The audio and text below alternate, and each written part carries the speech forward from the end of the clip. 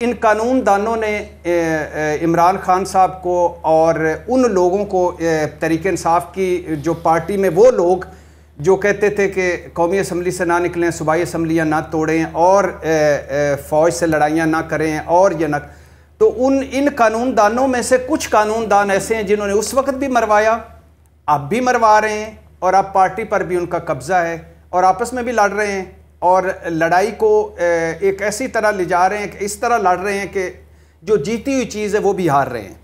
तीसरी बात मैडम शेख के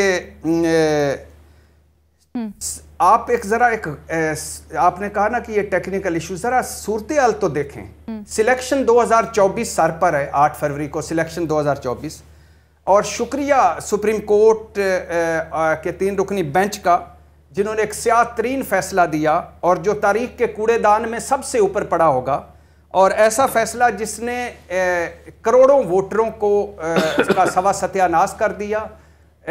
जो एक पता नहीं डब्बा बंद किस्म की जमहूरियत सी उसका ताबूत ठोंक दिया और वोट की इज्जत, सिविलियन बालादस्ती, जो सारे आइन के साथ खड़ा होना और सारा जो एक पीछे से नैरेटिव था वो उसको खुद ही जनाजा पढ़ा दिया।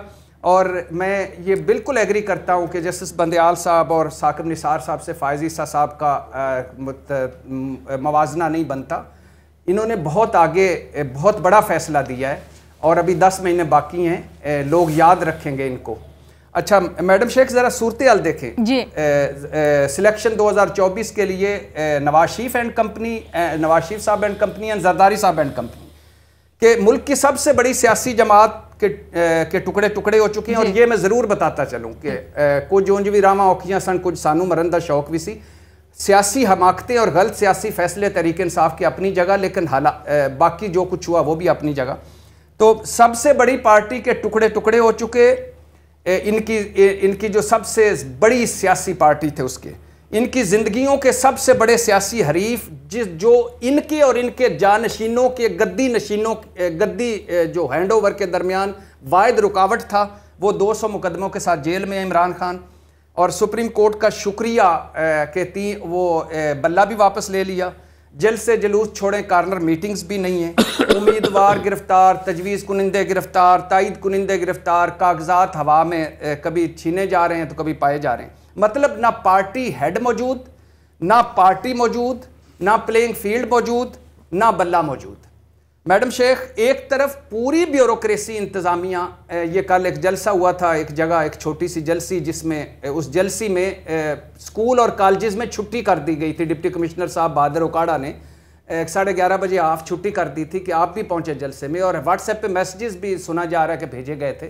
तो एक तरफ पूरी इंतज़ामिया और पुलिस साथ है और फैसिलिटेट कर रही है, दूसरी तरफ कॉर्नर मीटिंग भी नहीं हो पा रही। मैडम शेख, आपका सवाल है कि ये अब क्या होगा? आप सुनिए आगे क्या होने वाला है। एक जो सुना जा रहा है कि पीटीआई उम्मीदवार जीत ही नहीं पाएंगे।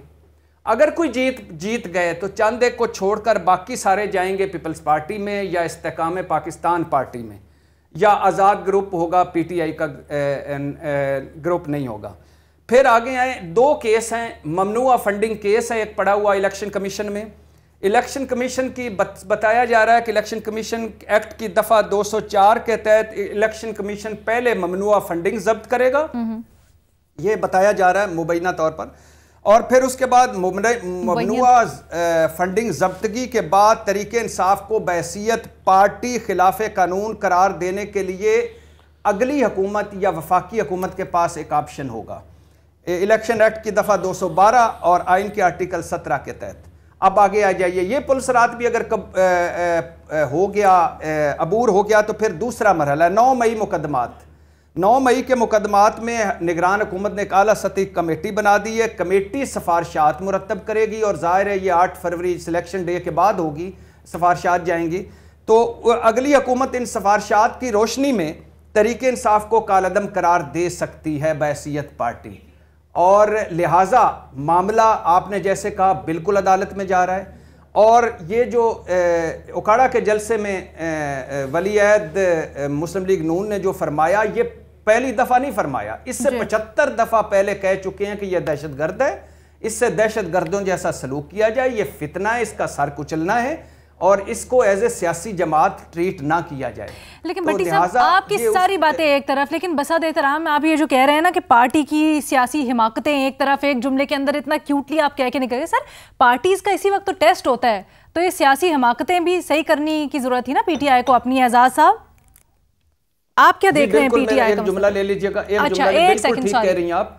कौमी असम्बली से निकलना, दोनों सूबाई हुकूमतें तोड़ना और फौज से लड़ना, ये वो 3 बड़ी हमाकतें थी जिन 9 मई जिसके नतीजे में हुआ। ये नहीं होना चाहिए था। लेकिन जो मैं कहता हूं कि ना इस मुल्क में पहले 9 मई हुआ, ना इस मुल्क में जो तरीके इंसाफ के साथ हो रहा है वो पहले हुआ।